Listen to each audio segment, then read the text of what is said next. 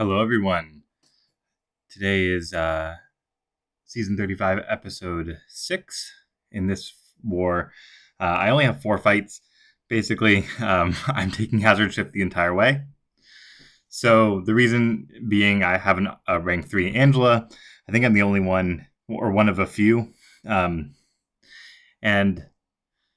Angela can take this entire lane all the way if there's nothing in her way.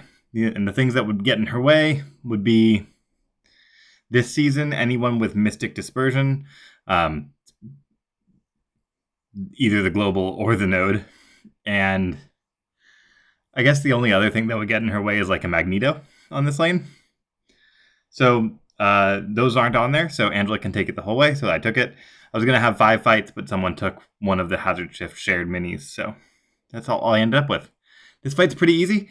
Void is gonna... does appear to be getting the Furies, even when Angela's signature ability reduces the duration of that particular buff to basically nothing. So you can see I didn't have that Petrify on me for very long, but it did a good 20% damage to me in 2 seconds. So that was pretty annoying. Korg is a good counter here because Korg's annoying to fight. We considered having me take an Apocalypse here. Apocalypse can take Hazard Shift, but with only 1 charge, Apocalypse doesn't do that much damage, and I didn't really need Apocalypse elsewhere. So instead we brought House of X Magneto so that I can parry Korg. It also is going to help quite a bit on the next fight, which is going to be Bishop. But once again, my Angela is rank 3, Sig 100. So there's not a lot to this fight either. Basically, I can parry because of House of X, and everything else is just Angela doing her thing. For the most part, I'm going to take all these hits on the block. I was not worried about this fight at all. So that's the indestructible. It procs when you cross 1 bar of power. Learned that a couple of days ago with Havoc, right? So coming in here, slapping around, just trying to do light combos, and now once I have the shield down, I can go in. I am gonna throw my special 3 here, which in retrospect I probably shouldn't have done. I mean, it does pretty good damage. You can see we were at 51%. So that special 3 just did 30% damage. That's pretty good on Angela. I have a ton of buffs, and that's the more buffs she has, the more damage she does. But the one thing is I did end up... It was risky because it makes the indestructibility come back. It didn't matter all that much. There was really no danger in that fight at all. I suppose if I had played it terribly and took some Korg SP1s, they could have done some damage. There was a CGR on the shared Hazard Shift node, but someone got impatient and just took it. So you may have noticed that I haven't cut away at any point during this. So I'm going to take all 4 of these fights in about 10 minutes. So we have Bishop here. And what I learned, someone in my alliance told me this. I never knew this before. If you use a House of X pre-fight on the One Eye Open node, it actually turns off the node entirely. So there's nothing to worry about here. However, there is one thing that is different between the first section Hazard Shift and the second section Hazard Shift for Angela. And that is that these are bleeds.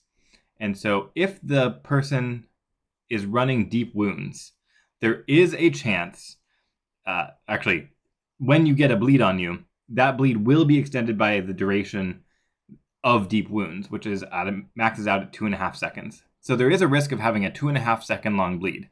That's not a lot of damage, so I'm not too terribly concerned about it, but it does pose a threat to us. And so you can see I'm playing pretty safe right now. I waited out most of that bleed phase and just waited for the shock phase to come back around. And once again, I'll just throw the SP3. This time there's no danger to it.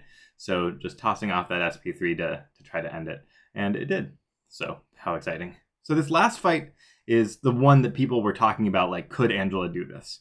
And the reason is its thing on hazard shift. So hazard shift, not a problem for Angela, right? We just talked about it. The only danger is deep wounds. This person is running deep wounds, but we'll get past that. The danger of this fight is Thing's protection. So this is a SIG 200 Thing. And the node itself, what you can see I just threw on a combat regen boost because, why not? So the other thing about this fight, though, is the node actually is going to give him more armor as well. So the question was, can Angela do this in 5 minutes? And the answer is yes. So I'm going to make it through this fight. Spoiler. But it is a bit of a question. I'm fully boosted here. And it's doing... I should be slapping pretty hard with Odin and the buffs and all of those things all happening all at the same time. I should be slapping pretty hard, and we're about a minute in, and I've not done that much damage. The thing is that the armors that Thing gets during this fight are taken off by hitting his block. And what do you want to do to Thing in general? Well, you want to hit his block. So I am actively trying to keep those armors down just so I can do some level of damage.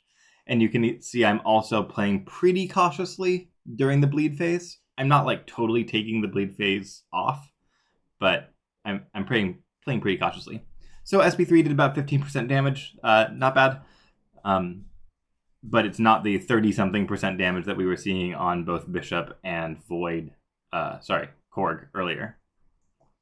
So now you'll see, I got a little bit aggressive there. So I actually got up to 4 bleeds on me very quickly there.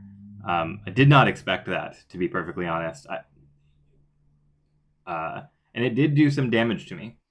And we're now about a little under 2 minutes into the fight. And I'm starting to think, like, I'm making progress. This is going okay. But it's not great. Angela's healing is helping me out here. I am going to make a couple more mistakes, but I am starting to think, like, can I really wait out all the bleed phases? Am I going to be able to wait out those bleed phases and ignore them? Or am I going to need to actually play during those phases? So I will make the choice at some point around now to not wait the whole phase. This was a mistake. So I just threw the SP3 while his protection is up. This fight could have been a lot faster if I didn't make that mistake. So that SP3 didn't even do a single % damage. Whereas you saw the other one did like 15%. I also have apparently not been hitting into his block as much as I thought. Because you can see that he has those 10 passive armors. Those 10 passive armors mean that he's reducing the damage as well. I didn't notice that until pretty late in the fight that I had like let those fall off or let those accumulate. I think it probably happened during one of these bleed phases, and then I just didn't go. So there, I am going to. I think right about now is when I noticed that the armors were starting to stack, but I want to get to 15, bait it out, and then I'll go for it. And then I'm going to make the same mistake a second time, which I can't believe I did, but I'm going to throw this SP3 while his protection is up again. Apparently I didn't take off those armors. I remember noticing them, but I apparently didn't do anything about it.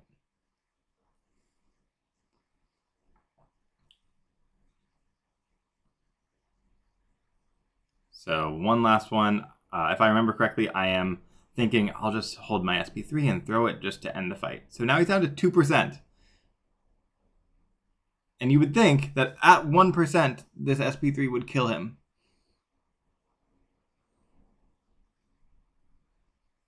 But it doesn't. He was at 1%, and I threw it with the protection up, which was so dumb. It really was risky because I did not pay attention to whether he had his protection up or how many rock stacks he has. I was just like, this is going to kill him, so it's fine. A bit dangerous. Anyway, score 28, 2-2. Pretty happy with this war, but nothing terribly exciting. Makes me really love Angela. Might take Angela R4. See you next time.